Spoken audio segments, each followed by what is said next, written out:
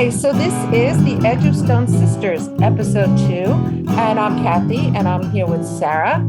And I think before we launch into our topic, let's just say a few words. Sarah, like, how have things been going with you?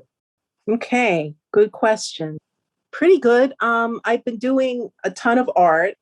I guess I should say that I do collage. I think I've said that before, but I'll reiterate. I do collage and painting and all kinds of stuff. And I've been going through this thing where I sometimes revisit old paintings and old collages. And I fell in love with, this was just CVS Pharmacy has this incredible, here's a plug for buying this incredible glitter paper. So you don't have the mess. You just have a beautiful 8.5 by 11 sheet of glitter paper, gorgeous cobalt blue, gold, etc. So I've been working with the glitter paper, cutting it into circles and strips. I've been going around my house and adding shine to my previous work. So I'll add a little circle of blue, or I'll add a little hat, or anyway, I've been glitterfying. Is that a word? Glitterfying my house. Glitterfying. Yeah, it's a word now. So, Yeah, like, my husband noticed it. Don noticed it and said, like, "Oh, look, when I move like this, you see the shine." And well, is that like a whole package of like different colors that you buy at CVS? yes, it's a Is it wonderful. self-adhesive or you have to glue it? You have to glue it. If Uh-huh. it is self-adhesive, I didn't realize it's self-adhesive. You never know. I just start cutting. It's a beautiful, beautiful thing because it's really quality and it's shiny. And I love somebody, an old friend used to call me like I'm like a crow. I love anything that's shiny.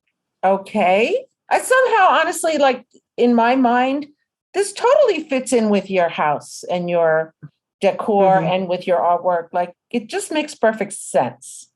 Mm-hmm. I agree. How are you doing?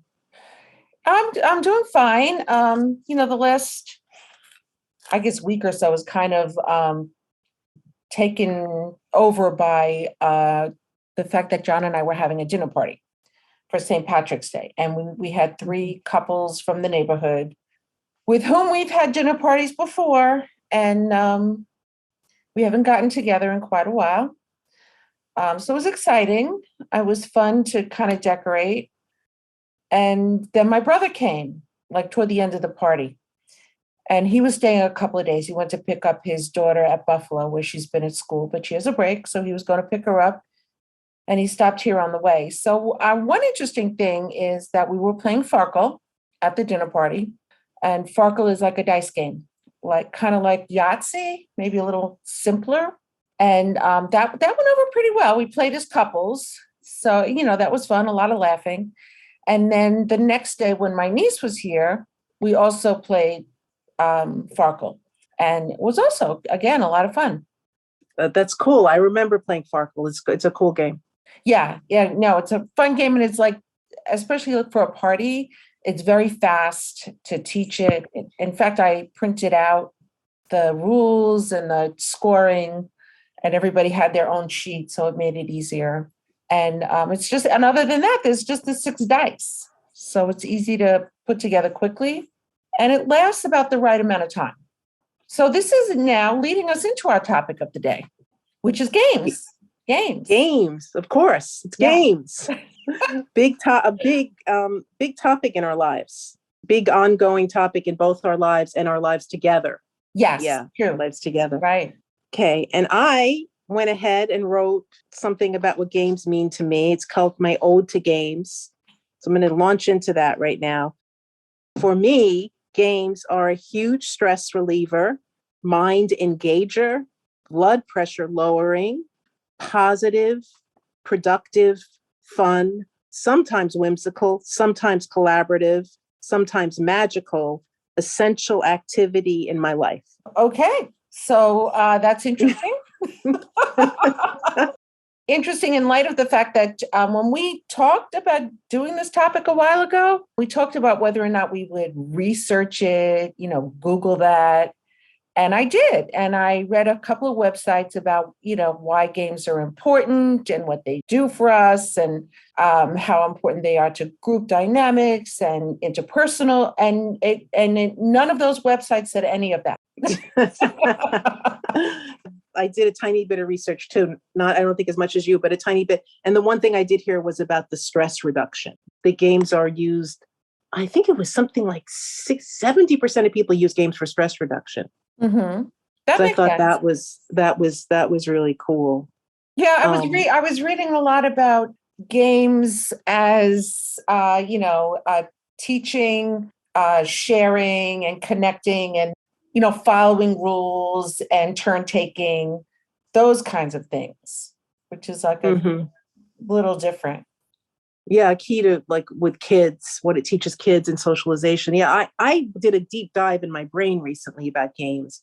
And for me, oh my gosh. I mean, first of all, I realized play is so much a big part of my life, how I approach life, being playful and play. And Mm, so for me, games is a subdivision of that. So right, that's right. games is part of it. Games has more structure than just play sometimes does, but it's part of that. And then also what really fascinated me was realizing how games are, for me, world building. So Uh-huh. I was thinking when I play backgammon with Don, with my husband, and like we would play, and we used to play. We haven't done this for a while, but we used to play for years, and sometimes get dressed up for the playing and have some wine and just sit and play. But for me, I was in a movie, like I was Faye Dunaway, like playing chess in whatever that movie was. I don't remember the name. I Okay, but apologize. wait. But I'm sorry, but I just have to stop here and say that you are often Faye Dunaway. yeah, but it's just this perfect setup. Like I saw it as a scene, and we don't talk about anything about the logistics of our lives or anything. It's just Mhm. like you're just playing the game. You're just playing the game. It's seductive. I'm talking about backgammon, not games in general, but backgammon with my husband. It was all those. It was just a setup for another world. Yeah, like So escape yes, from, escape, yeah, escape. Like the best TV series is escape in a positive way and world building. Um, right. and for me, a game is like that. Yeah. Well, that world building idea is interesting. There are new board games. Like board games is kind of like a whole new thing lately for like young adults. And there are like tons of new board games. And a lot of them are about building a world. Like we got Wingspan, Mhm. which is about birds. It's kind of famous for being very beautiful because it has hundreds of cards, each of which has a beautiful picture of a bird on it. And the game is about building an environment for the birds. So it's Wow. actually building a world. I would love that because I love world building, I love games, and I love birds. Right, right. So Yeah. I would, yeah, I would, I have to check that. I would love that. I would love that. Yeah. Well, I that's why think, we got it. But honestly, it turned out to be very complicated to learn it. mhm. Like once you know it, it doesn't seem that daunting, but as you're learning it, like we didn't really get it until Greg and Liz Mhm. came. A reminder, Greg is my 28-year-old son, and he and his girlfriend are crazy game players. They play all kinds of games, and Mm. they were able to sit with us and work us through the process. Oh, it sounds like so much fun. I love that. Now I'm going down the rabbit hole with this world building idea, and I was going to do this chronological dive into the games in my life, but I realize it's more associated with certain people and certain emotional times in my life. I go back to the very first game. I must have been 6 or 7 years old, and I was doing penny pitching against in New York City. We lived in Yorkville, and just on the sidewalk with my father, and just throwing the pennies and seeing who could get closer to the edge of the building, and just thinking that was like a bubble that created a bubble around my dad and I in Mm, busy, loud New York City.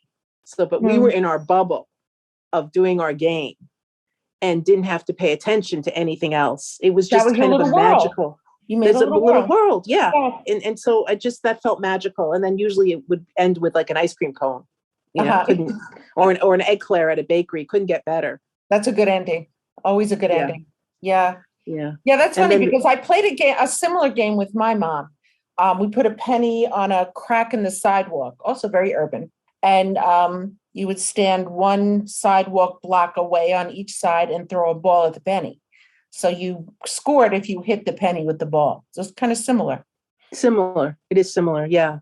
And then the second entree with my dad into world building and games and a different type of bubble was when maybe similar age, 6, 7, 8, go with him. He would play poker at the shoe store, the local shoe store, and they would sit in the back and play poker. And he would take me, and that was the first place I fell in love with a dog. There was a collie named Lady. And so I was in heaven because I got to sit with the dog. I was at a distance watching the men play poker, but it just is such a atmosphere. What an amazing atmosphere with these guys sitting in the back of the shoe store playing their game. It looks like magical. Like all of a sudden they get happy, they get an ace, I didn't understand the game, but I saw that there was to me, there was magic in the cards because then all of a sudden they get the right cards and all of a sudden they're pulling the stuff from the center, the coins in or the dollar, it's like ching, ching, it's happening right away. Boom. And so for me, it was just, wow, this is something to pay attention to. Did you know cards? Had you played card games before that? No. In my home, they bought me dolls and they bought me some stuffed animals, mostly dolls, I think. But no. I wasn't penny pitching. When I say what I played with my dad, it was penny pitching. That was it. So I didn't have a deck of cards at home. So this is like a whole other world. This was like my entree into poker. Yeah. Another world. What about you? It's interesting because there are so many movie scenes of people playing poker and TV. Mm-hmm. Like this is a thing you see so often. Mm-hmm. It's interesting because I think you're right. All of those people are creating that poker world for that moment. Yes. Well, yeah, for sure. And you play poker now as an adult, right? Oh, it's been a through line in my whole life. Yeah. So then fast forward to when I was with my stepmom and dad living by the United Nations, and they would play poker on the rooftop sometimes or in their apartment, and I would become the bartender. I was now like more like 12 and 13. I was the bartender, and I understood poker. So, now it was like even more interesting to observe. Yeah. And I still play some of the games. They played Midnight, a game when I play with my poker lady friends, I started with my poker lady friends we can't keep track, 25, 26 years ago, maybe, I'm guessing. And we played monthly, and we still end all the games with Midnight with that card game with the cards down. And there's a certain, I don't know what that is, but it's a version of a poker game, baseball, for people who know cards, who know poker. Yeah. So it's been a huge part of my life, and also some of my family members' lives. It's been a huge part. Yeah. All right. So I want to tiny amount of money. What? I want to just say tiny amount of money. It's so fascinating. I cannot get these women to up the money. Oh, you mean now it's a tiny amount of money. Tiny amount of money, not with my dad. Tiny amount of money. I can't get the woman to up the money. I just want to put a plug in for that. Okay. All right. Well, I want to go back to talking about my mom, because if I talk about games, like I have to talk about my mother, because my mother was such an avid, crazed game player. She wanted to play every kind of game. She wanted to play games all the time. And she played card games and board games and dice games. And, and she played with us when we were little, of course. In fact, I've often made the joke that my mother was the only adult I ever knew who could take great delight at beating a 2-year-old at a game. So she had a dice game that she played with us when we were very little, and also with our children when they were very little, called Bunko, which, is a common dice game. 3 dice, very easy to understand and to learn and to play. And she could literally play that game with a 2-year-old. And if she won, get so excited about winning. And I think that's unusual. And if I think about it too much, I think it says a lot about being brought up by my mother. Well, it's the opposite of what we did with our kids, right? Right. I would let them win. I'd go easy on them when they were little. We're talking about these little ones. Right. I would go easy on them and then let them win. And not my mother. Not my mother. She was like, did you see that? don't try and cheat now. You know you're losing.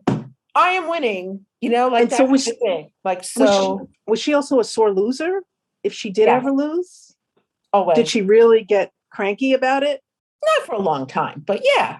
Yeah. But even more so later on when we played cards as adults, like she had this particular card game that she loved to play and that we all played, kind of like a rummy game. It was called May I? Mhm. 5 different hands. So it lasted a while.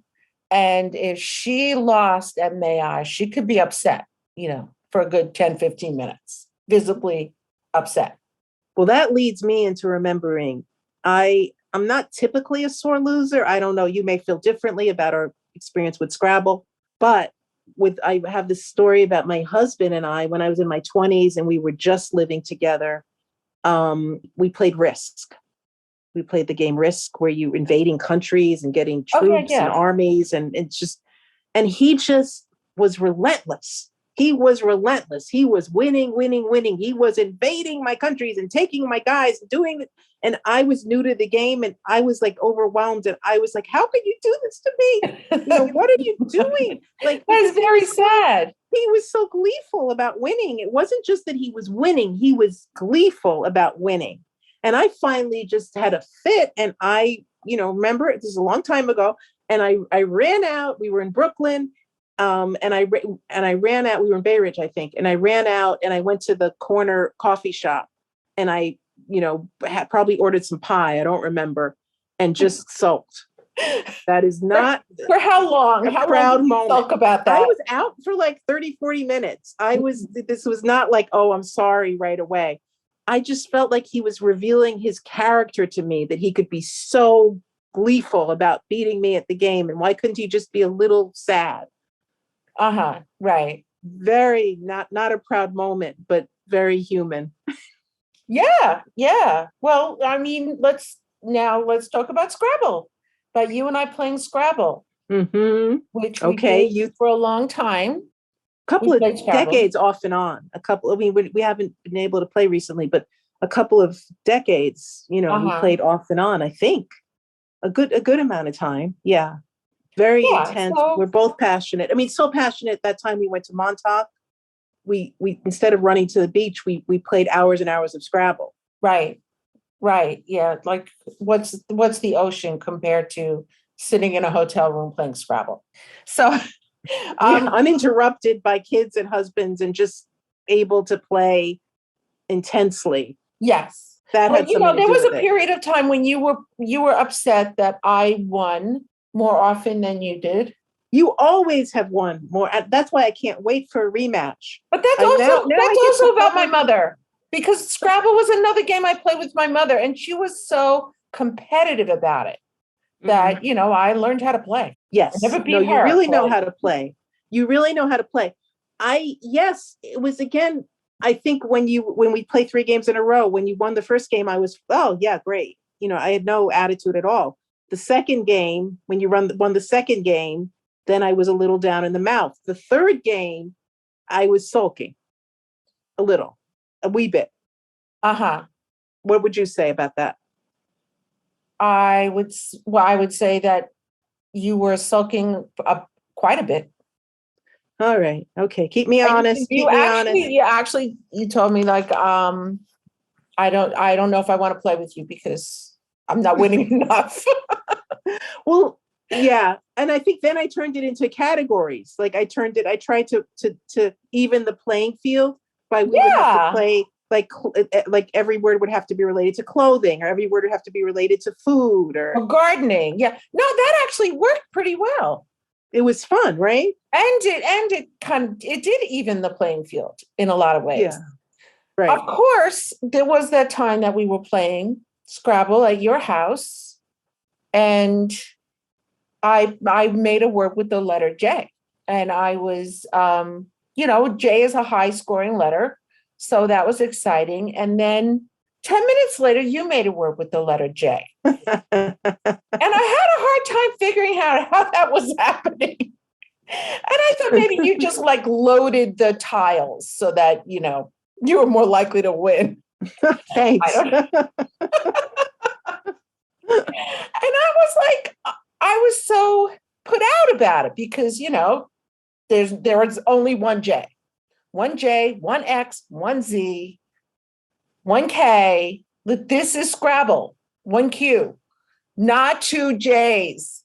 And you were like so matter of fact about it. Okay, well, I guess okay, there's another J. What about it? That was part of my world building.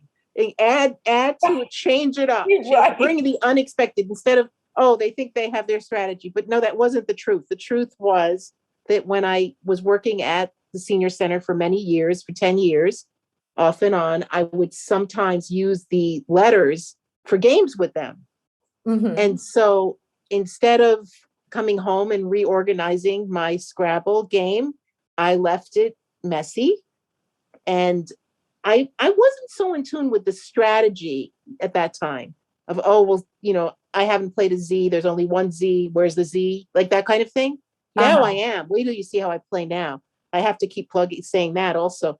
But anyway, this was just, I used them for various things and I didn't really think it was a big deal. I just was so anxious to play with you that I But didn't that even was the cross thing. my Like you mind. thought it was totally not a big deal at all whatsoever. And No, I didn't. my mind is totally blown that there's another J. And you were like totally Right. I was like, okay, this is another version of the game. Because I think this is how game playing affects my life so much. And I think like, let's always do a new thing. Let's always do a new version. Let's always try Okay, I'm something sorry. else. Let's break the rules. You have to tell your opponent that you have changed the rules. But it's so natural to me to do an alternative thing that I don't even think. I don't even think of, oh, I better clue this person in that, oh, so this has changed. I just kind of am a quick person with that. Yeah, it's interesting.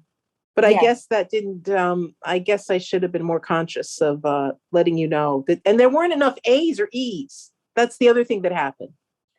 Oh, I didn't remember that part, but I believe you because I don't know what was up with that. No, I remember you saying like, well, why, how come I can't get an A? You don't have, like, I remember like there was a vowel missing. There was something missing. Yeah, well, if you play Scrabble a lot, you get used to like expecting certain letters to come up, at a certain rate. Lots of A's and E's usually. Yes. Yeah, no, I guess I think that happened to us more than once because you were here for a while. This is the thing about you and I, we never played just one game. Oh my goodness. Remember Spit? Wow. Yes. Wow. The card game, Spit. Yeah. Yes. Yeah. Endless. A very fast moving card game. You're just like a great game player because sometimes I would win at Spit. Yes. For sure.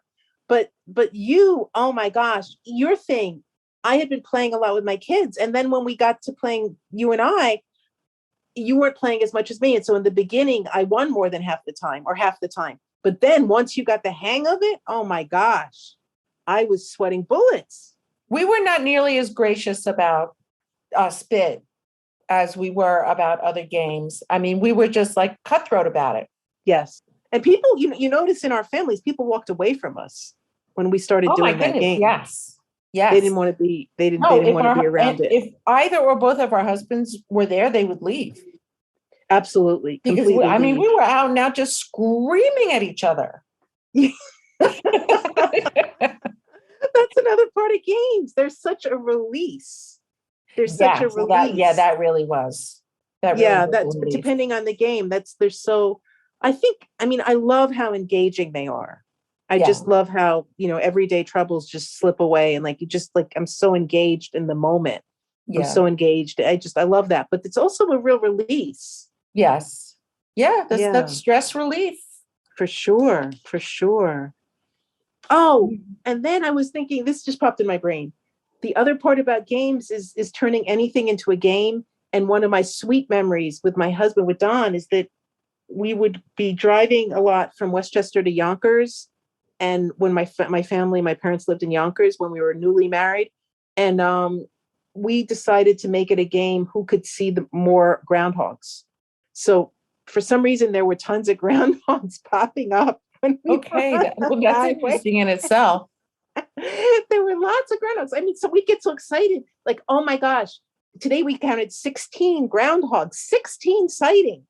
And then we would play state capitals. Uh-huh. We would just, that was a big one, state capitals. I'm sorry, but I think you were imagining the groundhogs. I Oh mean, no, I my gosh. literally have a groundhog family on my property, and I hardly ever see them. No, we saw many, many groundhogs. This was a time of groundhogs. I am telling you, it was so exciting.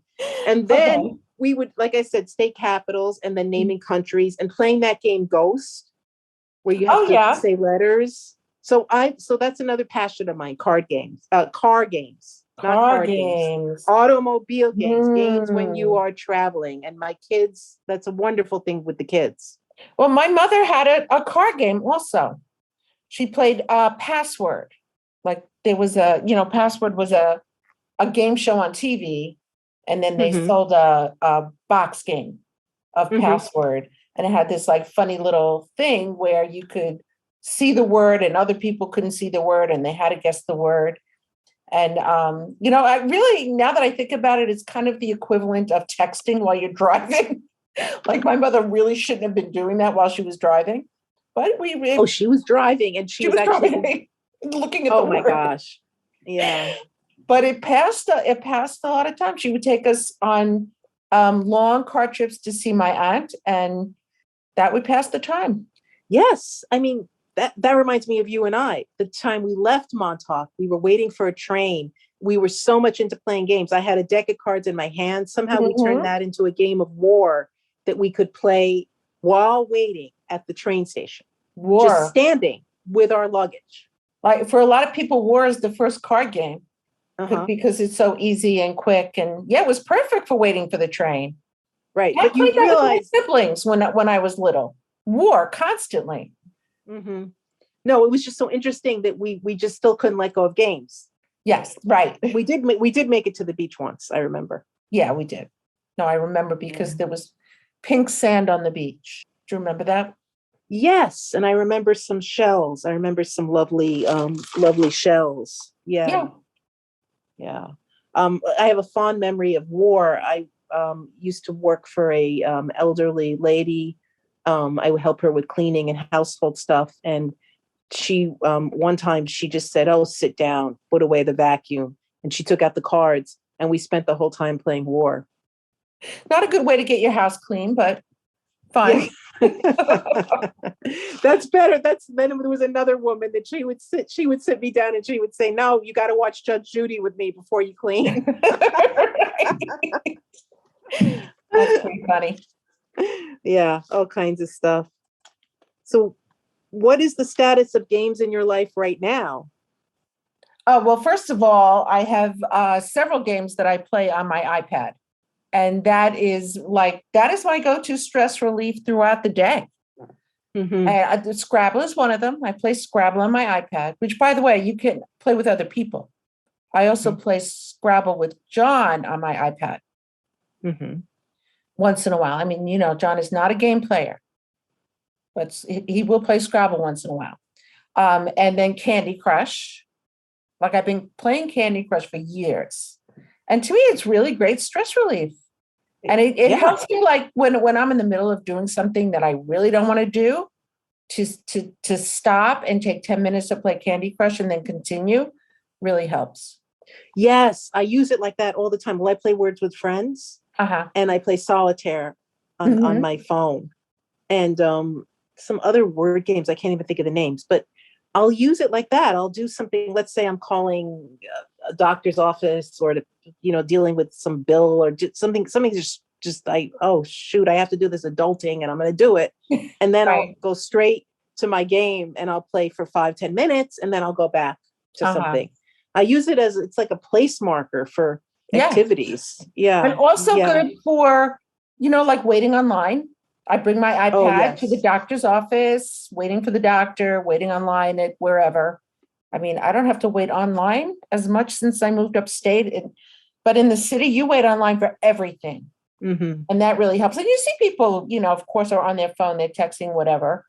I'm playing games. It's a great thing for that. I mean, to me, there's never a reason to be bored. I mean, I'm kind of like that anyway. I just, even with my imagination, but it is a great way to not be stressed out and pissed off about waiting online. Right. Yeah, Right. it's a wonderful thing like that. Yeah, that's true. That's a good point. This is really getting me excited about playing Scrabble with you again. Oh yeah. Can we talk about, we're going to have to play with your set to make sure it's okay. I think my current set is okay, but I don't trust it. I really don't trust it. No, 'cause I will could've never lost- trust you again as far as that goes. Oh my goodness. You can trust me with Never. your life, but not this. Right. True. Yes. All right. So it would have to be your set. And I think we should just do classic, no categories at first. Yeah. Well, you're trying to tell me that you do that much better. So Yes. okay. So that's what I want to see. Oh yes, I can't wait. I'm So so I'll excited prepare. by it. I'll be prepared to lose and not be a sore loser. Okay. And I'll be prepared to be a happy winner. But again, remember, I already told you that I did not learn from my mother how to lose graciously. Uh-huh. So I'll do my best. You do your best. All right. And I will do my best. This is so funny. We'll have to report back. Yes. If I lose, I will do my best to be gracious and try to point out all the great things I do, though. Okay. All right. So people should look out for future podcasts for an update. Future episodes, I'd we will love to hear report. from people about what games they love or how it has marked and shown up in their lives. Mhm. I think it's for us, it's definitely something that has affected our lives in huge, huge ways. So I'd like to hear other stories from people. Yeah. Yeah. Well, game playing is such a big thing now with teenagers and young adults. I wonder if we'll hear a lot about that. Mhm. Like I said, that the game board thing is big and the video game thing is big. Yeah. And Video there's games, so that's like many. a whole other category of games. Oh, there's so many. That's why I stopped myself from listing any, because there's just so many. Yeah. So now let's talk about something else. Now let's talk about something else. We'd love to hear from you, our listeners, with any questions, any thoughts, responses, and comments, and also any ideas you might have for future episodes. Yes, and you can reach us at stonesisterspodcast@gmail.com. That's Stone Sisters Podcast, all one word, @gmail.com. And we'd really love to hear from you.